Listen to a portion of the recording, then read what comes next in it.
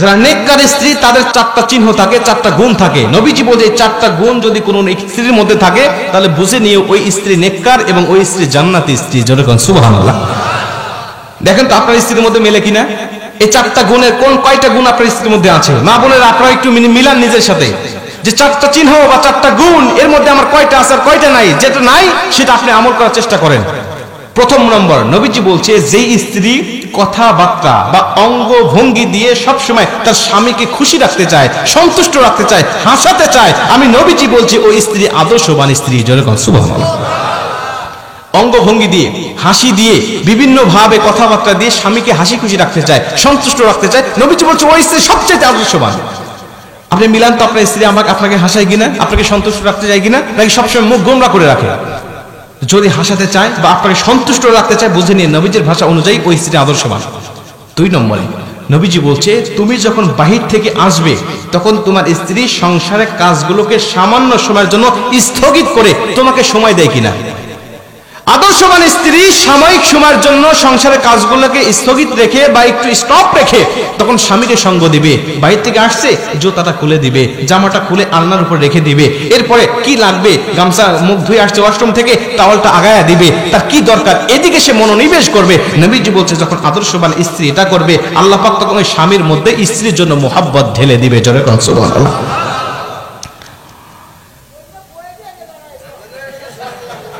চাচা কি কয়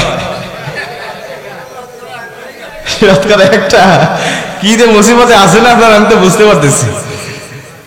তো এইটা হলো 2 নম্বরে, তার মানে 2টার মধ্যে 2টাই নাই, এটাই তো। আচ্ছা 2টা ফেল। গাজীপুরের মায়েরা আপনাদের দুর্নাম হয়ে যাচ্ছে কিন্তু।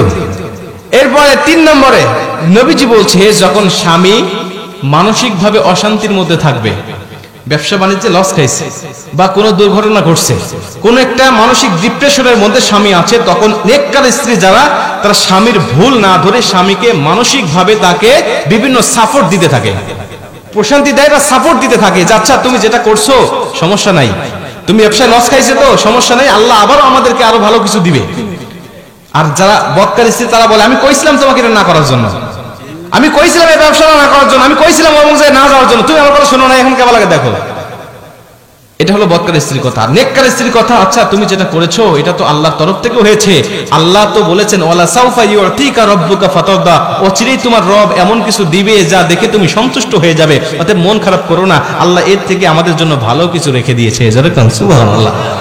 বলেন এমন কথা যখন কোন স্ত্রীরা বলবে স্বামীকে, তখন ওই স্বামী কিন্তু যদিও কষ্টের মধ্যে থাকবে কষ্ট মুহূর্তের মধ্যে দূর হয়ে যাবে, যে কেউ আমার পাশে নাই, আমার পাশে আমার মা নাই, বাবা নাই, আমার পরিবার পরিজন কেউ নাই, কিন্তু আমার অর্ধাঙ্গিনী আমার স্ত্রী আছে। আর একজন স্ত্রী যদি তার মানসিক ভাবে শারীরিক ভাবে যদি সাপোর্ট দেয়, এর থেকে বড় সাপোর্ট একটা পুরুষের জন্য আর কিছু হতে পারে না। কথা বলে ঠিক কিনা? মা বোনদেরকে বলতে চাই একটু মনোযোগ দেন আমার আলোচনার প্রতি।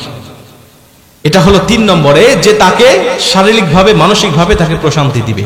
4 নম্বরে নেককার স্ত্রী গুণ হলো নবীজি বলছে তার স্বামী যখন কোনো বৈধ কাজের আদেশ দিবে তখন স্ত্রী সর্বাত্মক চেষ্টা করবে ওই বৈধ কাজটা পালন করার জন্য।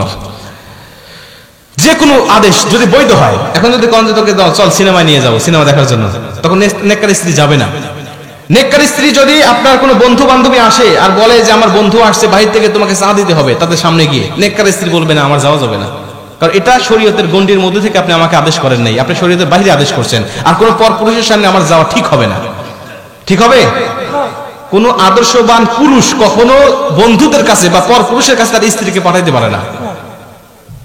আমি পারতপক্ষে আমি চিন্তা করি আমার স্ত্রীকে কেউ বোরকার উপর দিয়ে দেখলেও আমার হিংসা হয়, আমার স্ত্রীকে কেউ বোরকার উপর দিয়ে যদি একটু নজর করে তাকিয়ে থাকে তারপরে আমার হিংসা হয় যে ও কেন দেখলো এতক্ষণ ধরে, এটা আমার হিংসা হয়। আর আপনি আমার স্ত্রীকে আপনি খোলামেলা করে আপনি পর পুরুষের কাছে দেখান। অনেক যুবক আছে নতুন বিয়ে করার পরে ফেসবুকে ছবি আপলোড না দিলে ওর ঘুমই হয় না, ওর বাসরাতই হবে না যদি ফেসবুকে আপলোড না দেয়। হ্যাঁ আগে শোনেন, আদ-দায়ুসু লা ইয়াদখুলুল জান্নাহ, নবীজি বলছে দায়ুস কখনো জান্নাতে যাবে না। কোথায় যাবে না? জান্নাতে যাবে না। নবীজিকে সাহাবীরা জিজ্ঞেস করলেন ইয়া রাসূলুল্লাহ দায়ুস কারা? নবীজি বলছে দায়ুস পুরো মহিলা নয়, দায়ুস হলো পুরুষেরা, যেই সমস্ত পুরুষেরা ক্ষমতা থাকার পরেও তার স্ত্রীকে, তার মাকে, তার বোনকে আর তার মেয়েকে পর্দায় রাখে নাই।